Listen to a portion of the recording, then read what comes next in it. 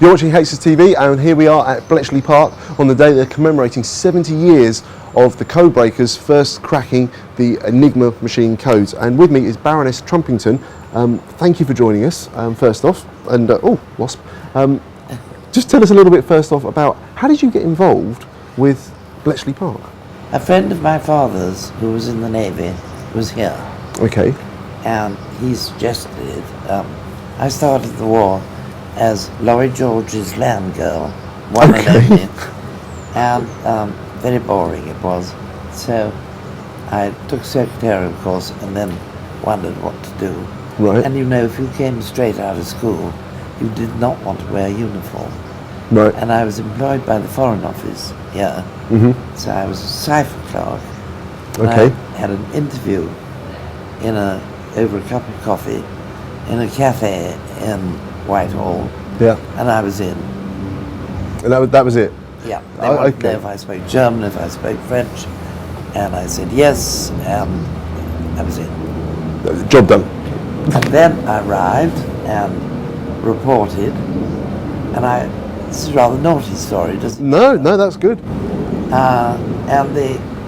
I was told I must go to my billet. And my billet was with a chap who worked on the railways. Okay. And I noticed when his wife showed me round that there was no lock on the bathroom door. Mm-hmm. And she said, "You don't have to worry about that. When you're in the bath, my husband's on the lines." I found differently the first night. So I changed my billet.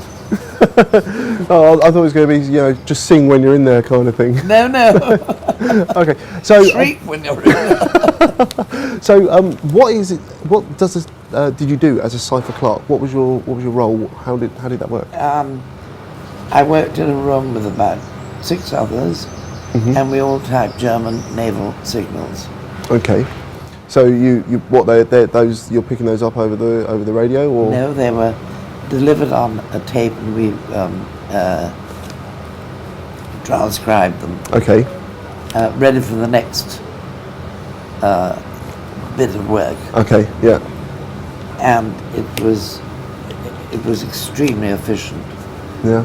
The bad thing was that we changed shifts every week, so you never got a sleep pattern. Right. I see. It was 10 to 6, 4 to midnight, and midnight to 9, and that was very difficult. And every week it changed, and you're on a different one. Yes. Yeah. We never ever talked about our work. That's what I was going to ask you. Did you realise at the time the enormity of what you were involved in? Oh, indeed. Yeah. And we never ever talked about it. Mm-hmm. When our boyfriends asked us what we did, we had a pact. This is my little group of friends, who I still see. Yeah. And we said we were the girls who decided who got the medals. So we were very popular with the boys. So you had lots of drinks bought for you, I guess. That's right. Yeah. And someone going, yeah, when I was in the... Yeah. So I was billeted at Stony Stratford. Okay. And so they had MTC, Motorised Transport Corps, who drove Ford estate cars. Yeah. And took about 6 or 8 of us stuffed in at a time round all our billets to take us home or to bring us here. Yeah. So we arrived, got out, went into the room where we worked. We had about half an hour off in the middle of a shift for food or, drink. When I say drink, I mean tea or coffee. Yeah. And then we got back into the thing, back to the billet. And that was it? That was a working day? That was it. All night. Night.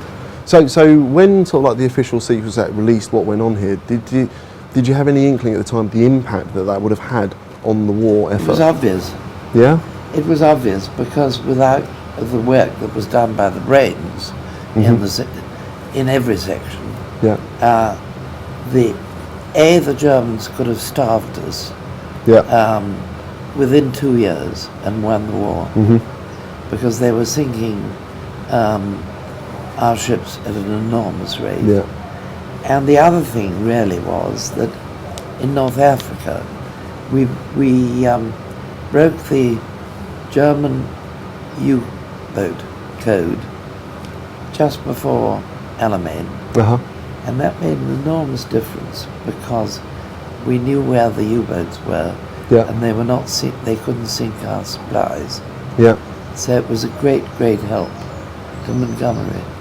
Fantastic. So one thing I need to ask you is, in sort of like the current culture and the history, and there's been a few films. Terrible. That's what I was going to say. First one is because there was Enigma. Terrible. Terrible. Nothing at all like that happened here. Unbelievably awful. Really? Well, I mean, their idea of the mansion was a sort of a beautiful 18th century stately home type thing. Stately home with a long, long drive. You know. Yeah. Ridiculous. Yeah. And what about that awful film U-51, where they get the Enigma machine off, and fortunately John Bon Jovi drowns early. The Americans did everything. Yeah. I do remember when the Americans did arrive, the first 6 were Americans, who were all charming and all became great friends. And in order to get into your transport, you had to give your name. And so I was Jean Campbell Harris, and it got to this American, and what's your name? I'm Friendly. And she said, well, you may be, but you're not getting in my car until you tell me your name. 30 years later, Alfred Friendly was editor of the Washington Post. It's a good story, isn't it? Superb. Absolutely fantastic. Right, well, Baroness Trumpington, thank you very much for your time. Thank you for these wonderful insights into what went on here. And thank you for also refuting the whole thing of the America won the war. Yes, please. Yes, there we go. Okay, so you've heard it from Baroness Trumpington herself, who, by the way, you worked for Margaret Thatcher, didn't you? Well, I did, yes. I was one of her babes. Iron Lady Junior. There you go. Check back soon on Hexus TV. Still active in the Lords. Answered a question about Bletchley. Yeah? About a week ago. Okay. Actually.